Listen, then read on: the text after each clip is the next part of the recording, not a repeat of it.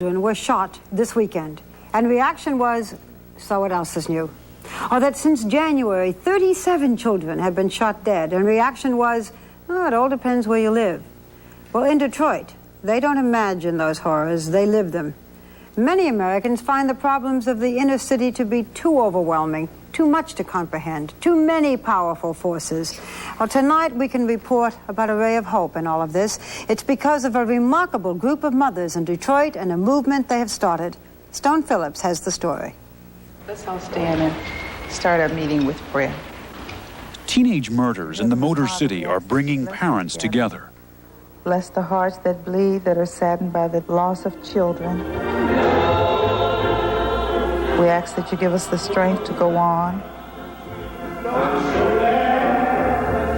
Joining the parents at this morning's funeral is Clementine Barfield. She didn't know Heath Fenoy, the 17-year-old boy they were burying, one of 12 kids shot in a single weekend here.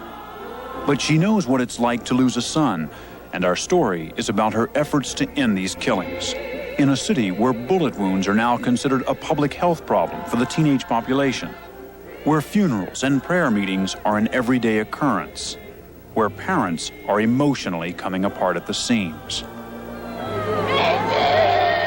There's son after son and daughter after daughter. And where does it end? You know, I'd been to so many funerals and so many wakes of young children, and it just doesn't seem to be any end to it. My cry is, Lord, please just let it stop. Make it stop. Over the past 3 years, nearly 150 children under 17 have been shot to death in Detroit. 1,000 more wounded. The victims and victimizers, all kids. Ambulance sirens announce the casualties. Parents never know what the next phone call will bring. They told me that Roger would survive, that he was shot in the back of the neck, and that Derek was shot in the head. Clementine Barfield's son Derek died. He and his brother had both been shot at point-blank range while sitting in a car trying to resolve an argument. My daughter was saying, Mama, what are you going to do? We have to do something. We can't just let somebody kill Derek and nothing happens. That plea from her daughter became the inspiration. Clementine Barfield stopped mourning and started marching. She recruited other mothers who'd lost children, and she forged a volunteer movement to unite grieving parents and press for change through a program of self-help and direct action. She called it SOSAD, for Save Our Sons and Daughters. We want the drugs and the crime and the guns out of the city so that our children will have a safe environment to live in. One of the first recruits was this woman, Vera Rucker. Her daughter, Melody, had been a cheerleader and an honor student in Detroit. She'd gone to a party that another group of kids tried to crash, and when they couldn't get in, had come back shooting. After Melody got killed, it was like part of my heart had been torn away. And I would read about other people, kids being killed. I would sympathize and I would cry and I would say, that's a shame, something should be done about it.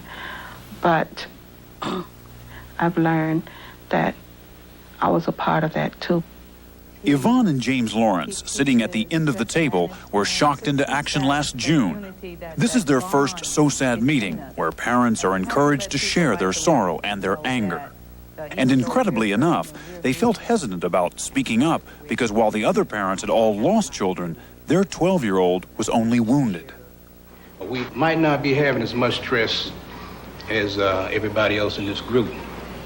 But it is something to think about, and it is something that's been bothering us day and night. Okay, see, I served in Vietnam, and I didn't expect to come back home and, see a bullet wound on the back of my son. The Lawrence's son, James Damone, was on his way home from school on June 15th when he was shot just 5 blocks from his house, caught in the crossfire between 2 warring gangs. The bullet is still lodged in his right shoulder, the memory still fixed in his parents' mind, as we talk with them on their front porch. He was crying and he was saying, don't touch it, Mama, don't touch it. Don't move me, don't move me. And when you saw the bullet hole? That was really my first time seeing a gunshot wound, to be honest. And I never would have thought the first gunshot wound I ever saw would be on my own son. In the street you walk up and down, there's always a possibility of getting shot. You know, it's just like you taking your chances now. All the kids, all the teenagers out there are taking a chance just walking back and forth to school. My fear is that it could happen again, and next time it could be worse. And if it's just something that I could do, you know, to make the difference, I'm willing to do that. But what can make a difference against the drug trade, which has infested the entire inner city? Against guns, including highly lethal automatic weapons, now available everywhere. And schools where kids are greeted by metal detectors because there have been shootings in the hallways and even in the classrooms. They'll never see me here again because I hate this school. I really do. That don't make no kind of sense. Nobody has to walk around here and be scared they're going to get shot.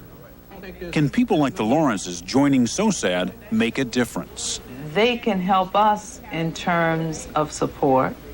If the parents of all those 300 and some kids that were shot in 1986 and again in 1987 would band with us to combat the violence in the community and work with us toward gun control, we could do it.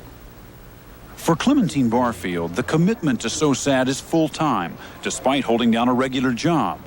As the group's leader, she's frequently on the telephone making personal contact with parents who've lost kids. But in spite of the fact that you hurt so badly, there's still something that you can say to other mothers and she's constantly in the public eye, preaching gun control in the pulpit and organizing in the streets. We can make a difference in this world.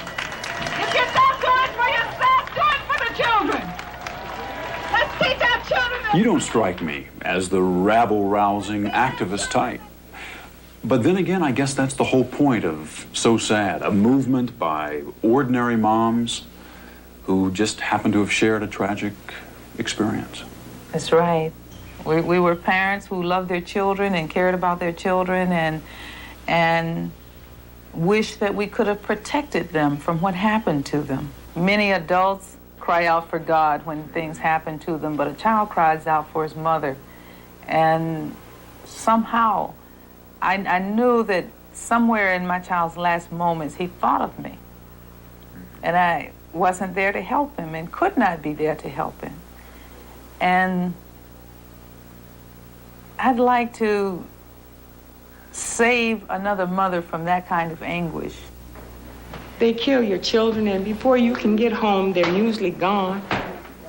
Brenda Walton is reaching out for support at another SOSAD meeting. Her son Stevie was killed by a white teenager whom he'd beaten in a high school wrestling match. What she's saying, she needs most of the people from SOSAD and our mothers to be with her as a friend of hers. When she cry, I cry. So I don't want to cry. Providing a supportive environment for parents is SOSAD's first and primary function. It starts with a telephone hotline that hooks grieving parents up with trained family counselors, like the Reverend Wendell Green. Sometimes they go to alcohol, drugs, or either suicide. Some just can't cope with their loss. SOSAD's second major objective is reaching out to kids. How many of you know someone who has, let's say, been shot?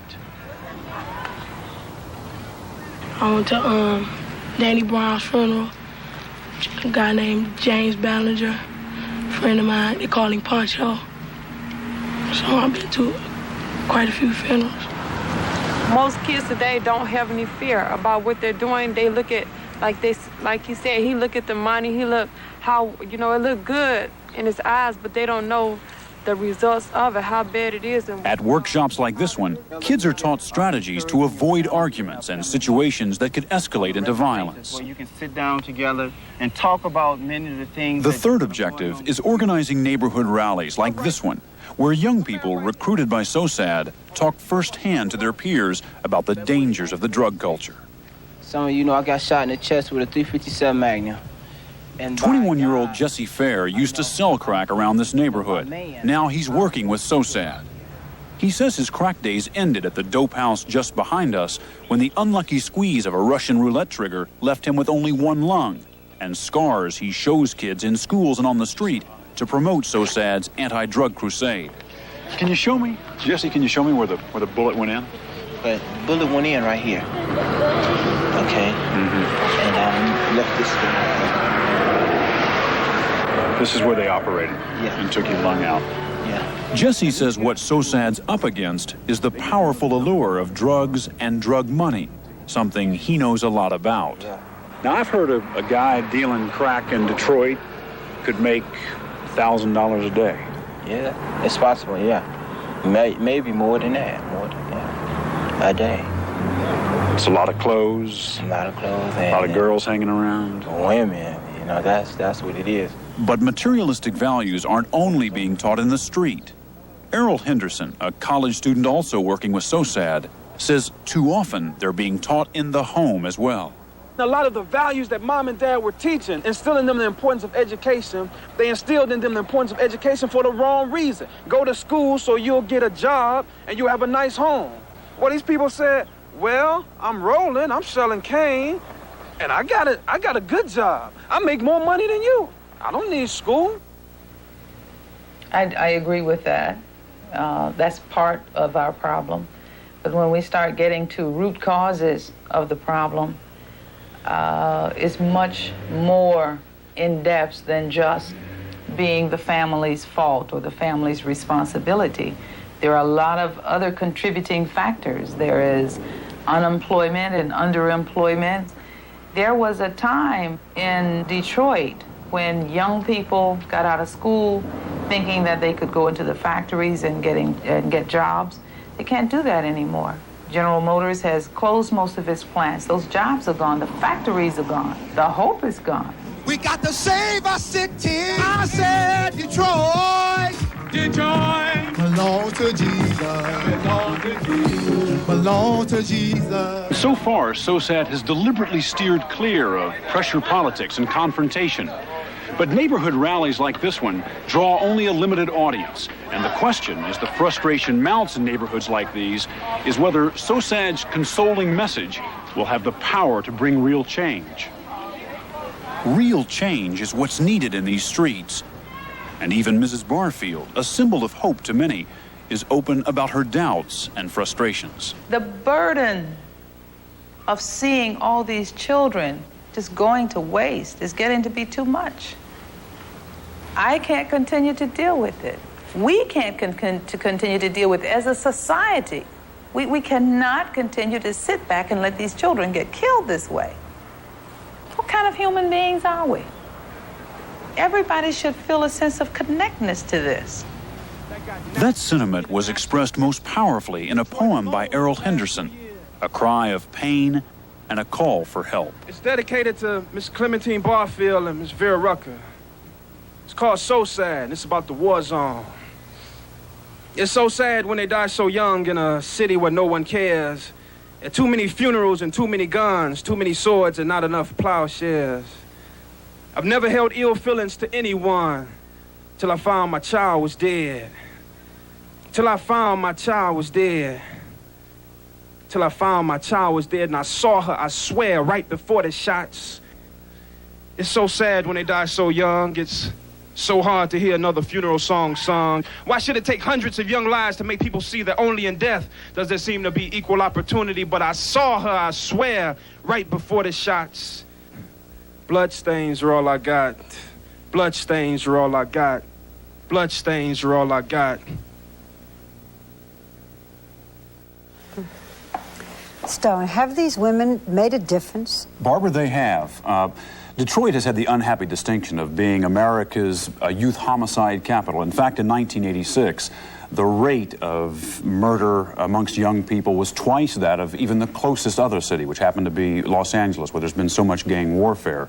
But in 1988, so far in the first 6 months, the murder rate amongst young people has been cut in half, and the police department is giving a lot of credit to SOSAD.